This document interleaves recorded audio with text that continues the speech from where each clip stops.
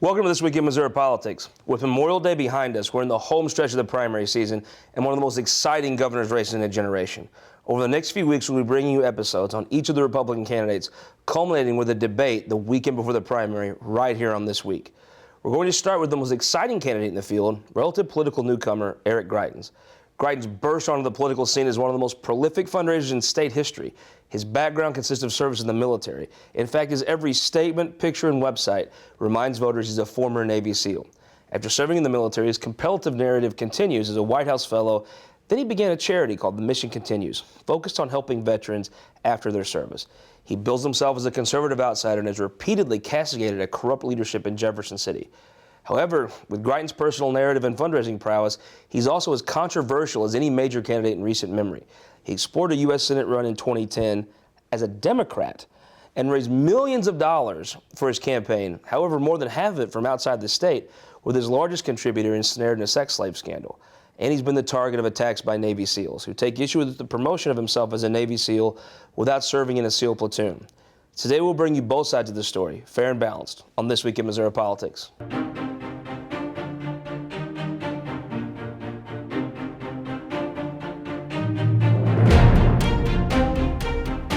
Greitens started his campaign with a memorable announcement speech in St. Louis, where he emphasized the two themes of his campaign we've heard for over a year now. One, that Jeff City is ran by a group of corrupt career politicians. And two, that he's a former Navy SEAL. Take that announcement speech. To the corrupt insiders who have been working Jefferson City for decades to maximize their personal profit rather than to serve the people, your days are numbered. His campaign vaulted to the forefront of state politics with jaw-dropping fundraising numbers, unlike we've ever seen in the state. While his opponents criticize the sources of that fundraising, as over half of that $5 million war chest is from donors outside Missouri. However, all of his opponents trail him in that money race, and Greitens supporters tout his fundraising prowess as one of the reasons he's the best candidate to take on Attorney General Chris Koster in the fall. The campaign has laid out an issue set that appeals almost exclusively to the red meat of the party, passing right to work, helping veterans transition after their service. He claims he'll be a fierce defender of the Second Amendment. He even addressed social issues such as abortion in his announcement speech.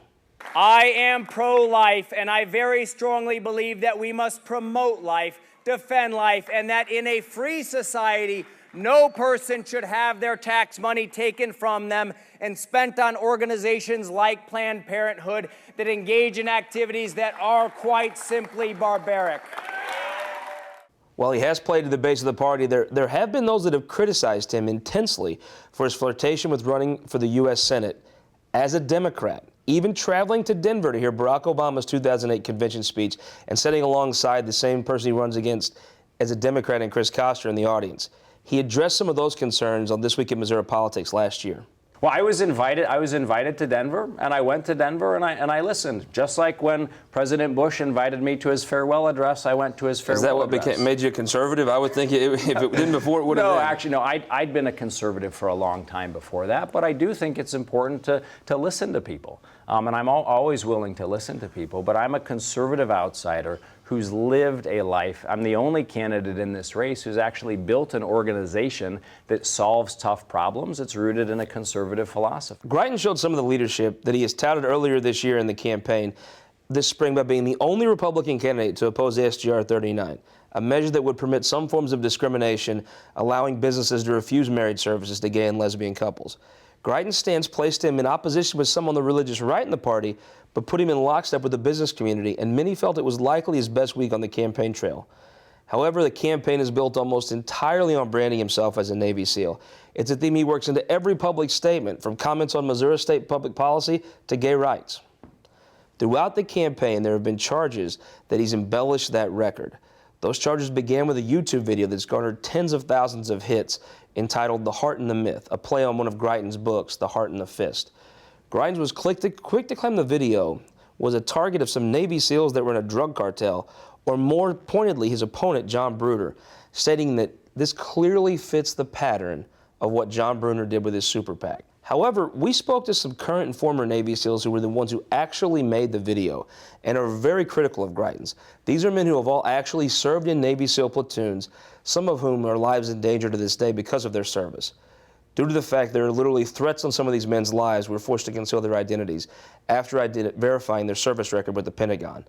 We invited Eric Greitens back on this week, but he was unavailable due to the birth of a child. Their condemnations center around the claim that Greitens embellished his record, and he was a SEAL more by training than by service. And some were quite outspoken. Do you, as a former Navy SEAL yourself, believe Eric Greitens is misleading people in how he promotes himself as a Navy SEAL? Yes, I do. In my opinion, this is fraud. I believe that the trident is not his. It belongs to all of us, and especially to the guys on active duty. What he's doing right now, he's using us to front his fraud and lies, in my opinion. So definitely, I don't want to be a part of it, and I don't want to front his deceit. But I think the important thing really is, like he was saying, the embellishment of the record. I think your viewers should know right off the bat, Eric Greitens, without a doubt, without equivocation, never did a SEAL platoon. So to me and many other guys who don't want to seek recognition for what we're doing or advertise the nature of our work, that to do that on the backs of all the guys who've served before, are still serving, and will serve, I just think is absolutely wrong, and that's the reason.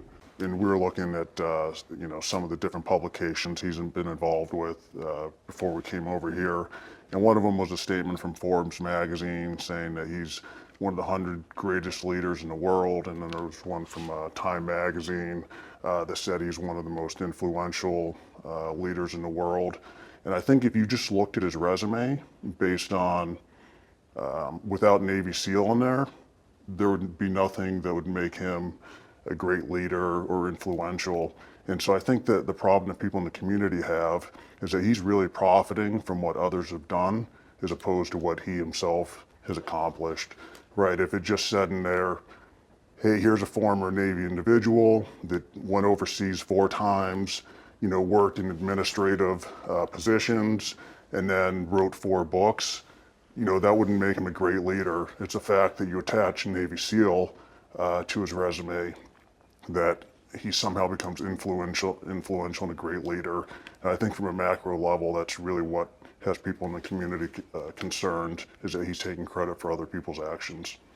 Those comments are going to surprise many Missourians who've seen pictures of Eric Greitens in military uniforms with the words Navy SEAL written all over his flyers and website. We asked these SEALs to explain what they mean by these images. Again, it's a technicality. He was, by designation, a SEAL, but when he deployed to Iraq, he was with a Marine unit when there were SEALs co-located with him who needed bodies, who needed people.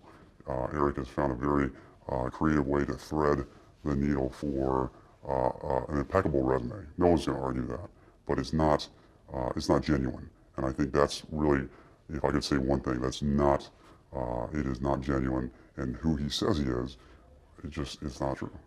I think he's told this story and this lie so many times that there's no way he can walk back from it. It's the longer you tell a lie, it becomes the truth, and I think he believes it, honestly. But I can tell you, and my teammates will tell you, and he is not welcome in the Brotherhood. He is not one of the, we do not welcome him in the community because he advertises things he never did and takes credit for things that he does not deserve.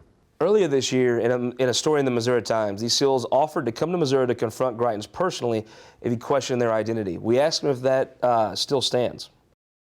Some of the folks we spoke to off camera have, when we've discussed, what would he say? He might say these guys are made up. He might say these are not actually Navy SEALs. He might say we're not in Virginia Beach. We're not overlooking the bay here right on the ocean. Someone said, well, we'd be glad to sit down and meet with him. Do you believe that's a sentiment? It's been quoted in the Missouri Times that this group has said, we'll sit down and meet with you. Is that offer still standing? Any day, any time. I know, including myself and other guys who have spoken here today and who have expressed interest, would love to sit in a room and ask Eric those same questions. While these SEALs clearly have issues with the way Greitens promotes himself, other veterans that his charity, the Mission Continues, have helped have leapt to his defense, such as Tim Smith from here in St. Louis, who we spoke to this week. Let me just start off asking you, how did you come to know Eric Greitens? So I met Eric Greitens. I was getting ready to start grad school at Washington University, and my professor at the time, Dr. Monica Matthews, said, hey, I want you to meet this guy. He really wants to help other veterans. At the time, I was working nights at the main post office. So I was working midnight to 6 a.m. And I really wanted to work with other veterans. Where Monica was saying, this might be a good opportunity for you to learn about the Mission Continues.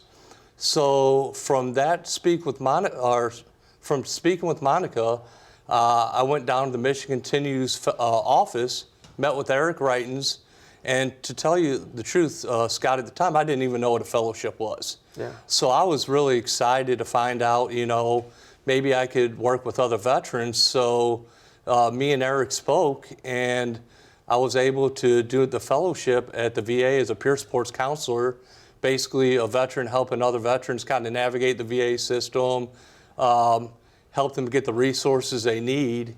And that's how me and Eric met, was through Monica. It really helped out a lot because the worst time I had was I couldn't find a job about 6 months after I got out of the service in 2007. And that was the most difficult transition for me. Where, with the Mission Continues, I was able to connect with other veterans that's been in similar situations that I have. So I really felt like I was part of a team again, and I was able to connect with other veterans.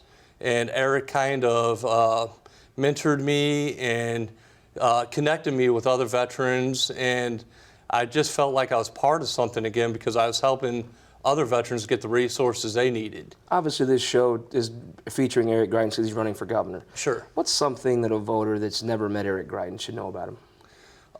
I believe Eric Greitens, he's just a real authentic, real guy who wants to really help people. Look at what he's done with the Navy SEALs, with the Mission Continues Fellowship, where now there's over 7,000 veterans that are now fellows throughout the United States. And I think he's helped over 100,000 volunteers connect with veterans and work in communities and just be a part of a team again. To me, that says a lot because being a small business owner myself, scaling a business could be very difficult, and seeing how he's been able to scale it from St. Louis throughout the United States is pretty impressive. As you can see, it's a complicated story. We'll be right back with our Opinion Maker panel to discuss Eric Greitens, all the happenings in the governor's race, and everything else in Missouri politics. But first, we'll leave you with this week's leading Missouri economic indicators.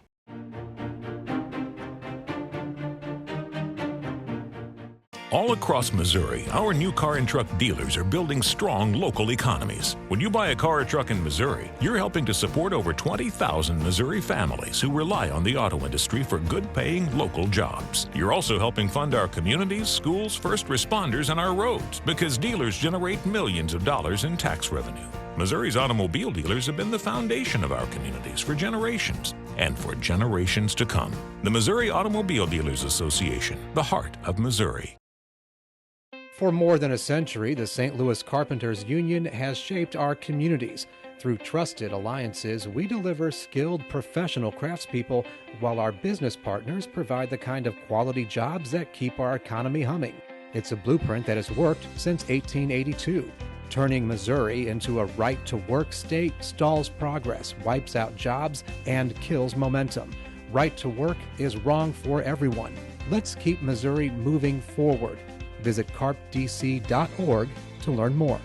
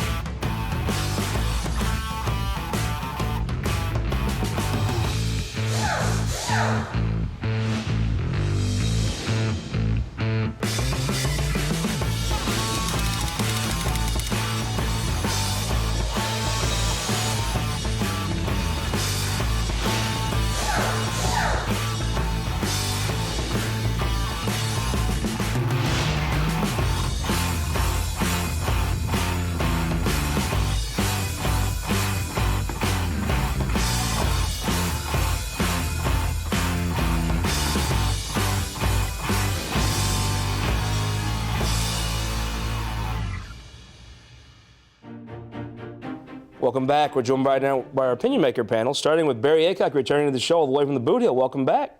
It's good to represent the Boot Hill. You discriminate against us Boot Hill people all the time, so it's good to be back. Well, I am from West Butler County. That's probably not technically part of the Boot Hill. Jeff Mazur, I know, is very familiar with the Boot Hill. Welcome back, sir. It's good to be here. Have you enjoyed your time as Equal Forum president? Indeed. My mom says hi. Successful administration. Caleb Rowden, representative running for state senate, probably the biggest senate race in the state. How's it feel? We're having fun. Everybody talking about you, right? Oh, well, you know, me and Trump, I guess. Yeah. When I think you, I think Trump. Yeah. And a person we've asked to be on the show probably more than anybody else we haven't had yet. We're very happy to have former state treasurer Sarah Steelman. Thank you so much for joining us. Oh, it's great to finally be on, Scott. We're glad to have you. You've been one of the early Greitens supporters. You were at his announcement speech we were watching. I was. What made you decide to support Greitens in this field? Well, a number of things, but I could name the three main things. Name them. So I've never quite seen a resume as great as Eric Greitens. But that wasn't the most important thing. The most important thing to me was that he does have leadership skills that are unlike, I think, any that we've ever seen in Missouri in state government. That was one thing. But two other things I was looking for in a gubernatorial candidate, and that was a love, respect, and understanding of the U.S. Constitution. Sure. Which he definitely has intellectually and in his heart, and obviously he served his country and was willing to die for those principles we find in the Constitution. And thirdly, I wanted my candidate to understand the relationship between prosperity and freedom. And the two go hand in hand. In my mind, of course, coming from an economic background, that's very important to me. And he understands that. He gets that. And if you have those three characteristics in a candidate, then Missouri would be foolish not to elect this man as governor. I mean, he is really, and he has the integrity and the humility. Humility is an interesting aspect of his character given his resume, but he really is a very humble person. And more than anything, I think we need that in Missouri, in Washington, D.C. as well. But Caleb Rowden, one thing I hear from folks is that he might be the best candidate for a general election. Where do you see the race at? Yeah, I mean, I think what's interesting about the race as a whole and what people gets lost when you try to talk about each individual candidate, these are four really strong candidates. I mean, all four of them in their own right, you know, two unelected, two have been elected. The folks that have been elected, Peter and Catherine, have done huge things, you know, over the last 10, 15 years, literally altering the trajectory of Republican majorities in the General Assembly. Eric's an impressive guy. John is a genuine man that loves his country and loves his family and is incredibly successful. So these guys, I mean, all of them in their own right are successful, are well-positioned, are raising money, are articulating a clear message, and I think will present a great contrast to Attorney General Koster. Jeff Mazur, the representative, sway you. You have a change in your endorsement coming up? I don't think so. I think that Mr. Greitens has a lot of problems in this campaign. I think the first is increasingly his donor list looks like a national sex offender registry. I knew there'd be a good quote in here somewhere. We have a $1 million contribution from a guy with a sex slave scandal, as you noted. One of his most recent big checks comes from someone who has an episode with a wife or a girlfriend where he held a gun to her head. Some really disturbing stuff, and it seems to have become a trend with some of his biggest donors. So some concern there. I think one of the other big concerns broadly for Mr. Greitens is that he has an authenticity problem. That you see folks like his Navy SEAL colleagues who don't feel like he's a real Navy SEAL. I think you have Republicans, many of whom don't feel like he's a real Republican. I think you have a lot of Missourians who feel like he's not really interested in running the state, but just using the governor's mansion as a waypoint to some other national journey that he's on. And so I think that can be a real problem for him in this primary and beyond. Barry, you're a Democrat that lives in a place with a lot of Republicans. What do the folks down back in the Boot Hill say about him? Well, I've got some good friends, the Drokes down in Dunklin County. They've got Eric Greitens wrapped around their truck. I mean, they're true believers in Eric Greitens. He does have deep, I've found the supporters he does have are very committed and very deep. They are. I mean, the Drokes are good people, but they always support the Republican candidate. He's an outsider this year, so they usually support the outside candidate. But I can't disagree with the former state treasurer. You were a great state treasurer, by the way. Thank you. Thank you very much.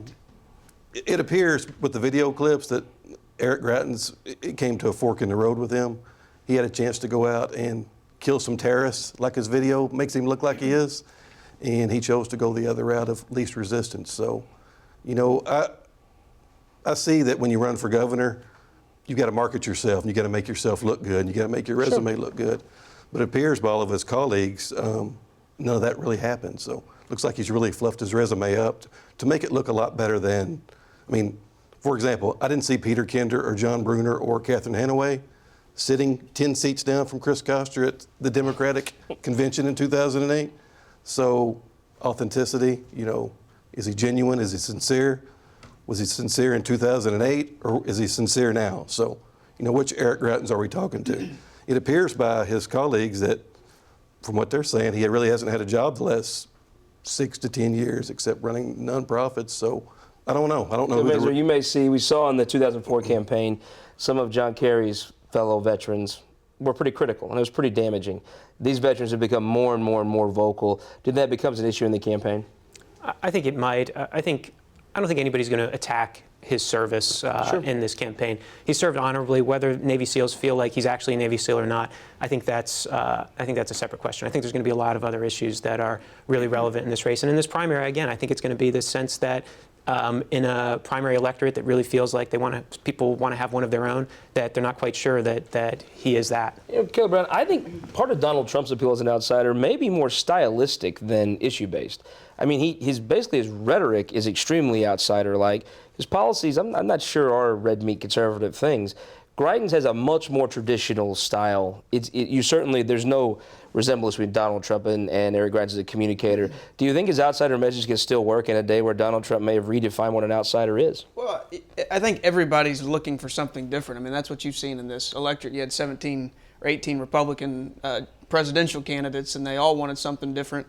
And I think you're seeing that a little bit, too. I think your point's a valid one. I mean, again, Eric has some strengths, some really significant strengths, but I think he has some things that he's going to have to resolve and solidify with the base if he's going to be successful in August.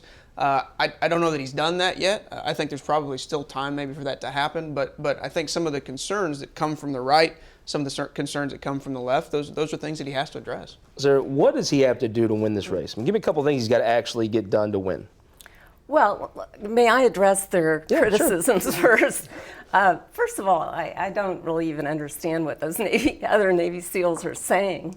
You know, Eric was awarded the Purple Heart and the Bronze Star. I mean, it's really hard to argue with a service record when you have been awarded both of those very high honors. So I'm still confused about what they're saying, and I don't even take it seriously.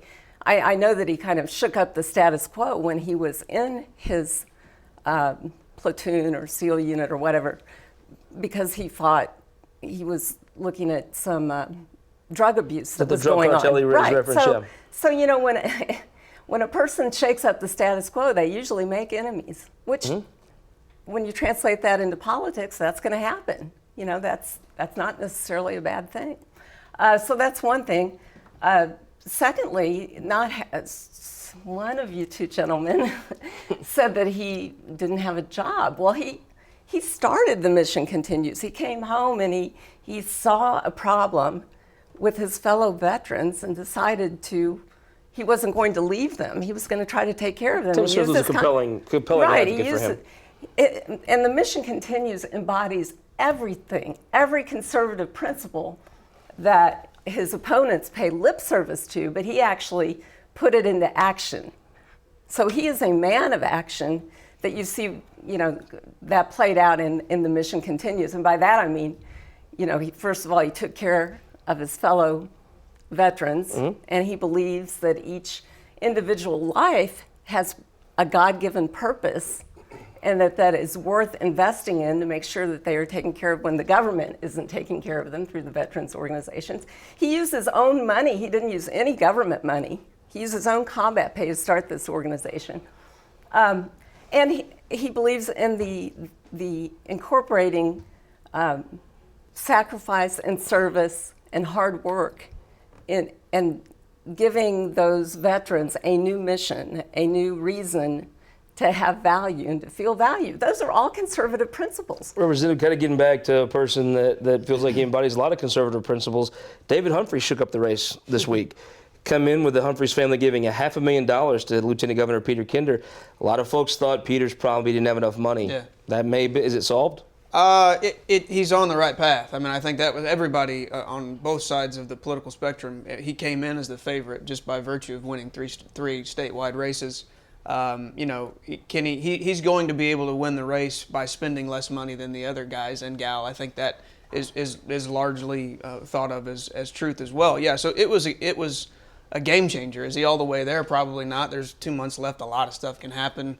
Eric's going to spend a lot of money. Mr. Bruner's going to spend a lot of money. Ms. Hanway's going to spend a lot of money. So, I mean, there's a lot of things that could happen, but it was something that I think most people didn't think was going to happen that happened. So certainly it's a game changer. Barry Aycock, does Peter Kinder now have enough money to win?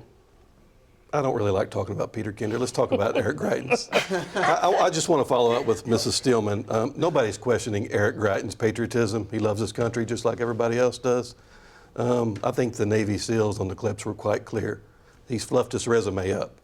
I don't know how you fluff up a Purple Heart. There's pride in all work. I mean, if you sit at a desk and you're in the military, that's great. You love your country. You served your country. I mean, he's promoting himself as slaying bin Laden or something in all of his videos and his commercials. They're saying that didn't happen. I think they're quite clear. There's no reason to believe otherwise. I mean, if I watched his videos, I think he was out on the field killing people. I mean, what they're saying, it didn't happen. And they're willing to meet with him to clear this up. I think Greitens has been pretty, man, I'd be interested in your take. I think he's been pretty good about handling this criticism. He came out with a direct press conference. As the campaign goes on, though, I wonder if that criticism begins to stick as it did in 2004. Who knows? He's going to have to weather these attacks.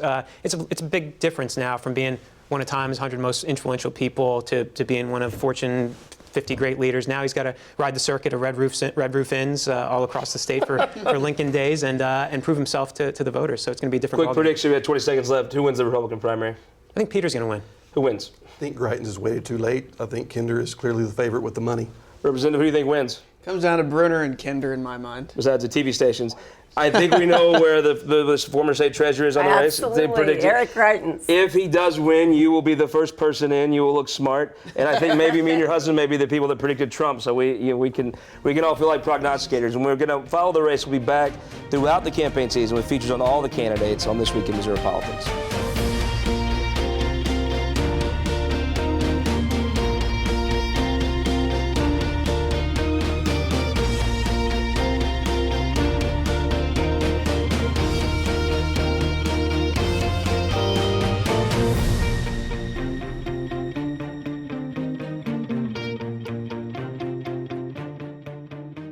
This Week in Missouri Politics, brought to you in part by Sterling Bank.